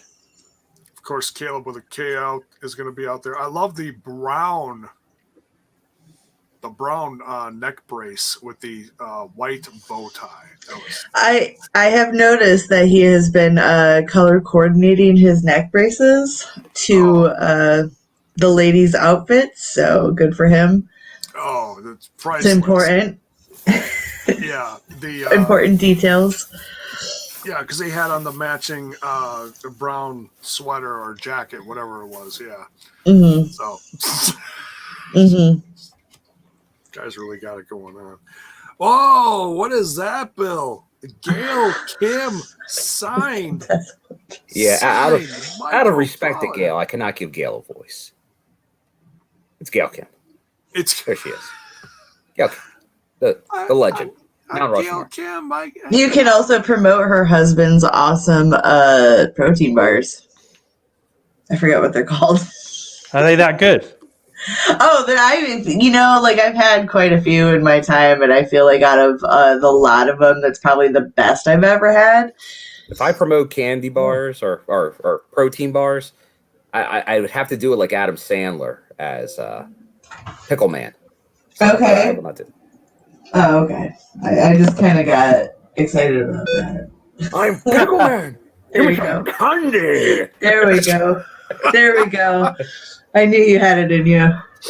Nice. And then November 1st, they go on sale. The new third wave of the micro brawlers from Impact Wrestling. Just a few days away. Nice. And who's all on that line again? We got. It was Gail Kim. It was Eric Young, Heath. Deonna Purrazzo. Okay. Or Deonna Ponderosa, as Heath would call it. And one other individual. Oh, Willie Mack. Okay, cool. Nice. So, if anybody's looking to complete the Rich Swann, Willie Mack tag team, there you go. And heads up on that, the Tag Me In promotion they're doing. Impact is matching proceeds if they buy the Tag Me In t-shirt. Oh, yes. Yeah, because I saw the tweet earlier today. Gail Kim announced that they've raised about $4,000 through the Tag Me In for I forget what where the proceeds are going. I'm sorry. But yeah, Impact said that through this weekend or the rest of the month, they will match the proceeds. Very generous of Impact Wrestling. Very nice. Yeah. Very nice. And just to kind of go full circle with the tag me in, we talked about it during the reaction, but on Access tonight, and they'll probably replay it or it's on demand, is the Impact in 60 was Daphne tonight. I know all of us have been waiting. We're talking about possibly doing a review later, maybe on the Patreon. So yeah, heads up to check that out. That'll be great. Yeah, we'll organize that soon. Good stuff. Good stuff. Can't wait to see it. So the headlining match here, Ace Austin versus Chris Saban.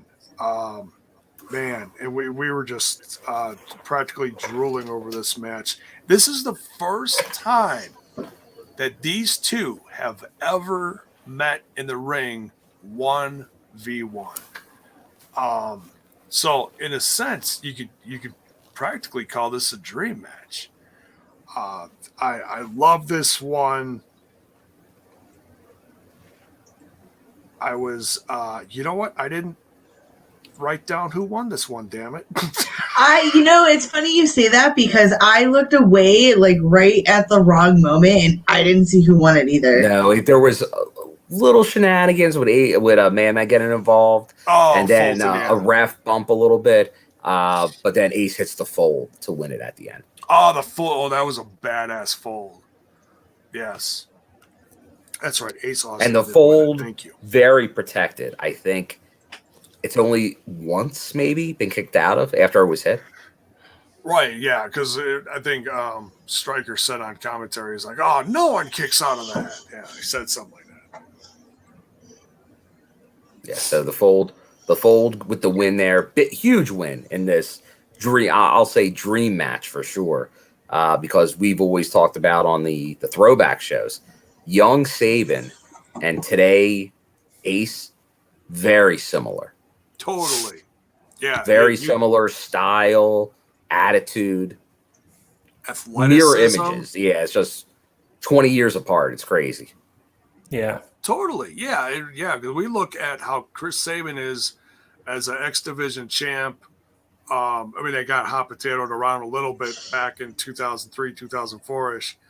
But Chris Saban's build, his athleticism, his in-ring work, eerily similar to what Ace Austin's doing now. And I agree. The highest compliment I can give it. So, amazing match. Alicia, got anything to add on this? No, nothing I can really add to other than it was spectacular. It was good pairing to see for the first time. They work really well with each other. Yeah, I don't think you'll see the end of this, right, Bison? This can't be over. I don't think so. I think we're going to see this at least one more time at some point. It was a good match. It was nice and long. It was good, and they really. I think they really complement each other really, really well. I think you're right, and they have got that similar style, that similar attitude that they put out, and I thought this was a great match, and I'm so pleased it was the main event. Because although the Rocky and Trey X Division title match was really strong and really good, it was a good match to start. It was a good hot match to start the show off, and then you ended with this one, and it was just like wow. It was basically great starting match and a fantastic finishing match. So you go away going, wow, that was an amazing match and an amazing show overall. Just a great show. Yeah, and I think we have to give credit, and we may have lost Daniel. I know it's late, but get confirmation that Dr. Ross has competition right now because we got Dr. Fulton on call, and he was at ringside. It seems like Ace either broke or dislocated his nose, and on the hardest part of the ring, the apron, he just put that thing back in place like it was nothing. Easy peasy. Yep. Lemon squeezy. Manny, There that's you go. for you. So he puts it back in place. Then he definitely favored it the rest of the match. So kudos once again to Ace. Sabin for just ACLs all over the place for that guy, and he's still fantastic. Ace messing his nose up, getting it placed back in, and still putting on this fantastic clinic of a match. Yeah, it was great. Yeah. Just go bonus babies. Just put something in the chat where he's talking about the fantastic Fightful, mentioning that the crowd was dead at BFG. I didn't get that impression, but you were there, Bill. What were your thoughts? Well, I already played it once, and I feel poor Alicia might freak out if we played it again. But this was definitely fake wrestling news, because I didn't even know, I don't think much of Fightful or many people that work there. But there was nobody there from Fightful, first of all. So they're saying, I guess, off of the pay-per-view feed, they're coming to this assertion. Or maybe they're like some other outlets. Like I know somebody that was recently verified that commentates for House of Glory that didn't even watch Impact and said, well, it's Impact, so I know it's not good. But it sounds like that's what Fightful's starting to do here. My guess is some anti-Impact or old TNA fans probably said that in some message board and someone ran with it. But I'm surprised, because I haven't heard anybody really accuse the crowd of being dead. I heard most people thought it was the loudest crowd that they heard from Impact in all the Vegas. No, and I think even tonight people were watching it. Like, could it have been, because there's been issues in Vegas in the past for sure with the miking of the crowd, because it was always louder than it ever came off on TV. It's better now. I think it probably is still not 100%. But I know J-Bone was even saying during reaction, they got to get used to doing it again. But it was so much more improved, the sound quality. Yeah. Oh yeah. It's they may look back at this set of tapings and then maybe change something in the future. Yeah, like it might be placement, it might be something like that. But I thought they did a pretty good job. The crowd for most of definitely for the pay-per-view, and I think for the majority of the tapings now, just like even when it was in Skyway, might there be at times where during matches it gets a little more quiet and stuff like that, and it builds back up again. That happens, but yeah. But that's completely false. Fake wrestling news. Oh yeah. Fightful can suck the big one. But anyways, great main event, great Fallout show overall. It's going to be they really changed things up a lot at Bound for Glory. New championships, new championship holders. So you're going to have a whole new set of rivalries coming down the road, and maybe some newer faces coming down the road soon. I mean, we got Rocky Romero tonight. That's nothing to sneeze at. The guy's a 20-plus year vet. We got Menorah Suzuki coming. What is that, next week? Menorah, he's in 3-on-3s next week. Main event, right, baby. So Menorah Suzuki, Moose, and Morrissey versus Josh Alexander. Please remind me who the other two are. Eddie Edwards. Yeah. And who's the number 3? I can't remember. They flashed it up there. I don't remember who. Let's see. Yeah, it's. You got to think of everybody that was in the promo bothering Matt Scott. Cardona. Yeah, Cardona. That was the first guy. Yeah. Cardona. He's always ready. He's always ready. He's ready, baby. He was upset because it was he almost beat Moose by that much. Almost. That's it. Yeah. So he wants to come after him, and yeah. But as Moose said, that is not winning the championship. Mm-hmm. Almost is not winning the championship. Yeah, like hand grenades and whatever. Yeah.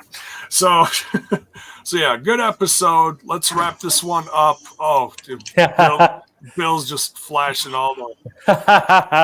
That's cool. I like it. In Broski We Trust. Is that Broski We Trust. Is that some printed money there? Oh yeah, printed money.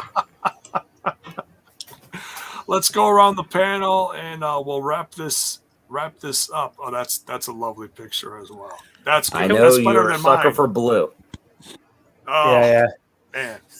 So can I just ask? Obviously, Clackman's trying to bait us here, but can I just say very, very clearly? Okay, I didn't hear it tonight. No, all right? we were listening for it, and we were listening for it. Yeah. And I have to say, right, I made my comments very clear on Twitter exactly how I feel about it. Okay, so don't be giving me none of that crap because I'll be giving you beefalo, right? Beefalo. So just chill out. If you heard it and you've got an issue with it, then do whatever you need to do, but don't start accusing other people of doing the same thing. Well, yeah. Yeah, I did not hear anything, but to be honest, you could barely hear it, like even in the video, like the person's obviously like almost right next to wherever that came from, and you can barely hear it there. Really, it's so quick and like unless you know to listen for it, it's really tough. Right. And during the show, we both J-Bone's feed was in front of me, so we both listened and didn't hear. Like I once again, I don't know if they actually went and cut it out or you really just couldn't pick it up. If someone actually picked it up off the feed, I want to see someone actually put that on there and show that because I don't think it exists. Right. Yeah. So yeah, we didn't hear it. I mean, we saw the other feed that was the controversial. Now it's audio. If you're saying like you're seeing people or something that you think said it, then that's something different. But yeah. So we're not saying it didn't happen, but so fans yelled this in the audience. Yeah, apparently. Well, one. Yeah. One. Okay. Yeah. It was a girl. Apparently, it was a girl's voice. It showed up in a video on somebody right behind Bill. And who is in control of that? Like I'm trying to figure out. Like it's effed up that they said that shit. That's disgusting behavior. But still, like. Are we really canceling, like trying to cancel something over something probably a belligerently drunk fan yelled?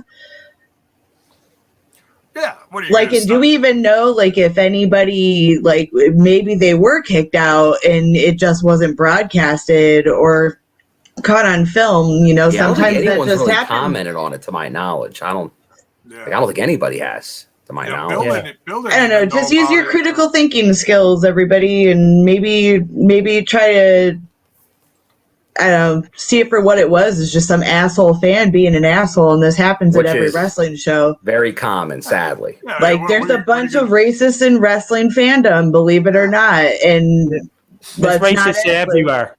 There's racists everywhere. It's not cool. To anything. It's not cool. We don't condone it. And, if Impact should find them, they should get them out, ban them from shows for sure. I agree with that. An incident with Taya and a fan a couple years ago at a show, and they got that one out. But if it's something like it's tough to do unless like a wrestler or somebody reacts to it, and like you know it right there. It's tough to really find it. So. And unless people point them out in the audience, that's another thing. It has to almost be, sadly, it has to be belligerent or very specific. If it's just like you're looking and you find a comment, because really what it was someone put cell phone footage and they found it on their own. They're like, oh, here, they put it out there. So then people knew where to look. Here's the exact moment, watch and listen. Right. Yeah. Without that, if they were just playing it, nobody probably would have even picked it up. And I have to be honest, I was listening. I was trying to see if I could hear it, and I had my headphones on, and I didn't. I didn't hear it. I didn't hear it. Right. So maybe they did do something. Maybe somebody heard someone behind the scenes, and they did something audibly. But obviously, someone's cell phone camera is in a different spot than where they got the crowd mic'd up. So look, it is what it is, and. I mean, if you're going to cancel a brand because of it, that's on you. That's completely on you. Okay. Yeah. It's not the brand's fault. Right. Yeah. If they didn't catch it, doesn't mean that the whole brand is racist, for God's sakes. I mean, all right, let's wrap this up because this is just getting silly. But anyways, so whatever. Let's go around the horn. Let's wrap this up. Where can we find you, Alicia? On Instagram and Twitter under the handle Alicia BKK. And Bill. The Twitter, I might put a few things on there, but it's been very busy lately. My name at William M. Gardner, Gardner. All right. And Bison from all the way over across the pond. You crazy bloke. Well, you can find me on Twitter at LordBison45. You can also find me every Wednesday via TNI UK Impacted. Please make sure you check us out. Our numbers seem to be increasing recently, so we've been getting some cool guests from the UK, and which is really cool. Please make sure you join us. Simply Steve and Joe are incredible fans of the brand. They're also, check them out, writing articles on wrestlebody.com, so they do some stuff on there as well. So it's really cool. So hopefully I get to see some of you guys join me on a Wednesday for Impacted. There you go. That's me. There you go. Catch them on Wednesdays at noon Central Standard Time and 1 Eastern and 7 UK time, I think. Is that right? 6 p.m. in the UK, 12 noon Central. Yeah. There you go. That's it. There you go. All right, you can catch me over on the Twitter box at JBone5150. That's JAYBONE 5150. You can also catch me hosting Smash This podcast on YouTube and Twitch and on all audio platforms. You can find this show on all social media platforms at We Talk Impact, YouTube, Twitch, and on audio, Google, Spotify, Amazon. Just type in We Talk Impact on Google and it'll pop up everywhere, wherever you want to find it, wherever you want to check us out. It's all appreciated. Thank you again to all our Patreon subs over on the Patreon. That link is in the description. Also with the different merch sites, the Spreadshirt, the Pro Wrestling Tees. Thank you. Yes. Yep. So I need a nap. And all right, folks, we'll see you. I don't know. We doing anything this weekend? No, there's nothing going on, I don't think. Unless we do something extra for the Patreon. Yeah. So getting towards the month, I'm sure we got to do something. We'll figure it out. We'll put together. So just to mention, actually thinking about it, our clocks go back here in the UK over the weekend. So 6 o'clock here would be back an hour. So it'd actually be 11 a.m. Central, not 12. Oh, jeez. All right.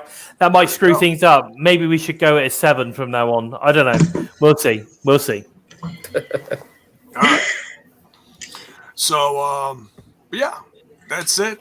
And we'll see you on, if nothing else happens this weekend, we'll see you Sunday for Patreon for the family dinner. And then Tuesday, because we took a week off because of Trent's birthday. God, what a rock star, man. I tell you. This guy's doing all sorts of crazy stuff. We're skipping shows for him. What a guy. Diva. Sorry, I got it. Let me just check. I don't think they go back. I think they go forward. Oh, I don't know. I will check and I will put it on Twitter and I'll let everybody know. No. All right. What happens in the UK? No, they go back. I'll let everybody know.